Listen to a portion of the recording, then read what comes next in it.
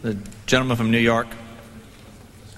Mr. Speaker, I'm pleased to yield 8 minutes to the gentleman from Indiana, Mr. Hamilton, and ask consent that he be permitted to control his time.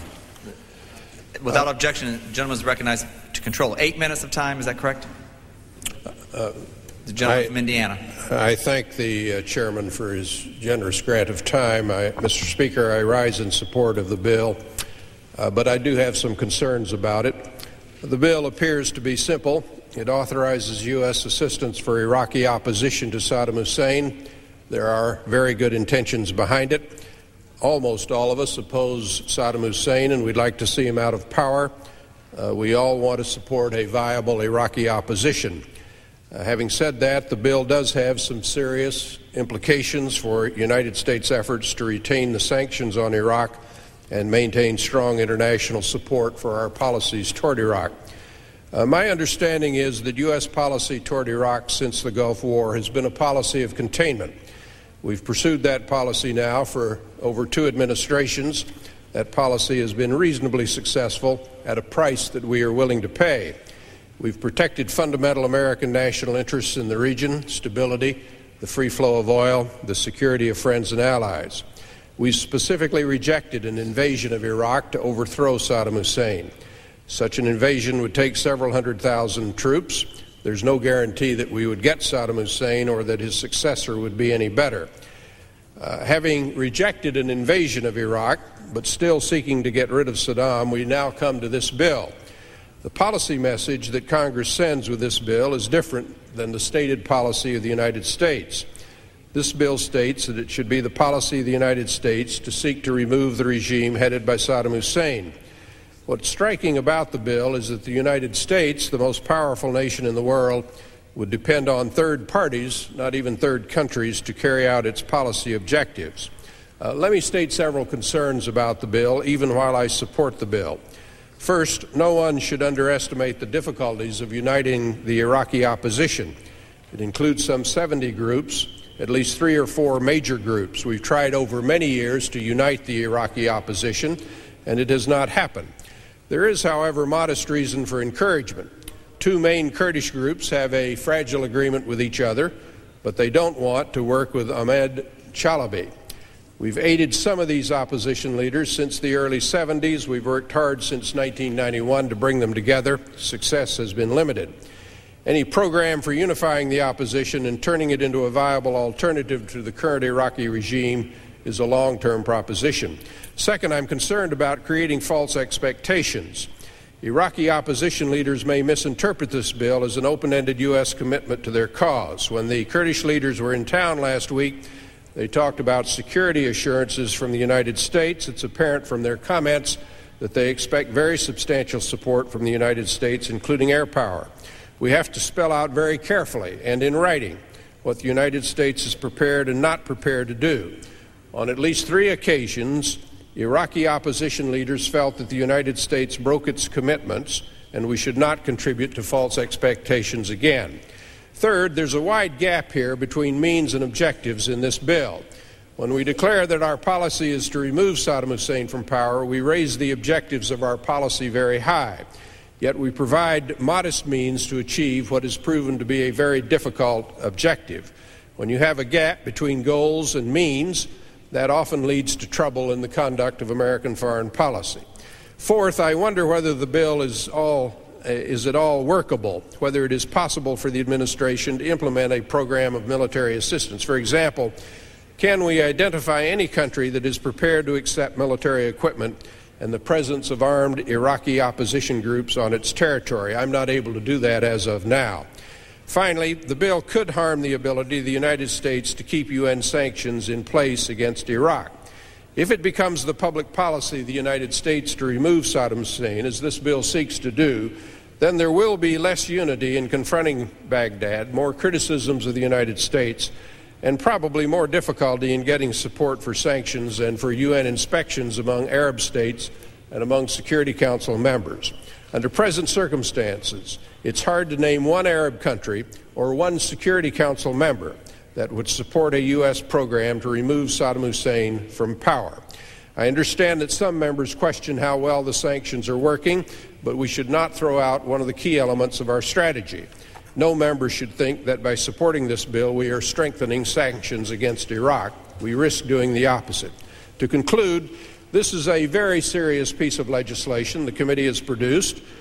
I will not oppose the bill because I, like most of us, feel the opposition should be supported and Iraq and the world would be better off without Saddam Hussein. But we should have a clear idea of what we are doing. We are making a down payment on support for the opposition. We should have no illusions about the bill. Uniting the opposition will take a long time. The bill could create false expectations. There is a wide gap between means and objectives in the bill. There's plenty of doubt whether the bill is workable. The bill does risk the weakening of sanctions against Iraq. Let's be very clear about what the bill does and does not do. The bill states the sense of Congress. It does not change U.S. policy. The bill does not compel the provision of military assistance to Iraqi opposition groups, and the bill leaves the administration flexibility in carrying out U.S. policy toward Iraqi opposition groups. I understand that the administration does not oppose the bill, so despite some of my concerns, I support the bill. As the legislative process moves along, I hope improvements can be made in the bill. I thank the gentleman for yielding. Who seeks to yield time? How much time do I have remaining? The gentleman from Texas has 10 minutes remaining. The gentleman from New York has 6.5 minutes, and the gentleman from Indiana has 2 minutes remaining. The gentleman from Texas. Thank you, Mr. Speaker. The gentleman from Indiana makes some very good points indicating that he is not convinced this is workable. So back to the practicality of the bill, even though one might argue there's a lot of good intentions here, even a member that is supporting the bill is very uncertain whether it's workable. In some ways, even if it is workable, it's going to be working against us and working against the United States and working against the taxpayers of this country.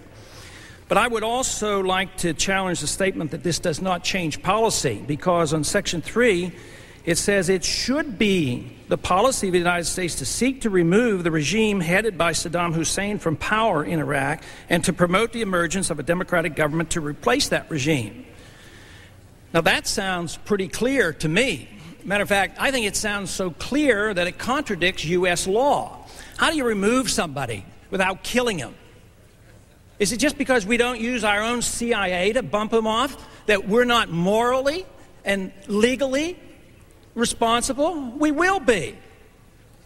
So we're talking about killing Saddam Hussein, a ruthless dictator. But how many ruthless dictators do we have? We have plenty. So how many more should we go after? So the real question is why at this particular time? Why should we give our president more authority to wage war? He has way too much authority already. If the president can drop bombs when he pleases, and this, of course, has occurred not only in this administration, but in administrations of the 1980s as well, where bombs were dropped to make some points. But generally speaking, the points aren't well made. They usually come back to haunt us. And this is more or less what has happened. This is part of a policy that we have been following for quite a few decades, and yet the problems continue to emerge. We can hardly be sympathetic to the Kurds who are being punished by the Iraqis at the same time we're paying the Turks to do the same thing to the Kurds.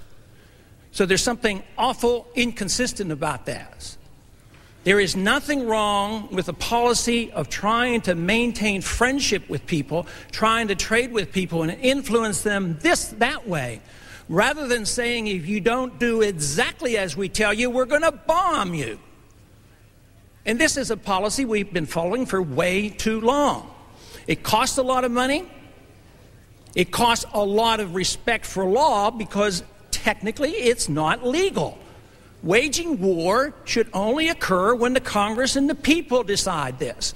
But to casually give more and more authority to the president to do this and encourage him to bump off dictators is a dangerous precedent to set. I think there is no doubt in my mind what is best for the United States. We should not pass this resolution. If there needs to be more efforts made, do it some other way. But obviously, this is not a good way to do it. It is sacrificing the principle of law. It's sacrificing the Constitution. It's sacrificing the practicalities of even the people who are supporting it aren't quite sure it's going to work. So I would say give serious consideration to not supporting this bill. We need a no vote on this. And I reserve the balance of my time.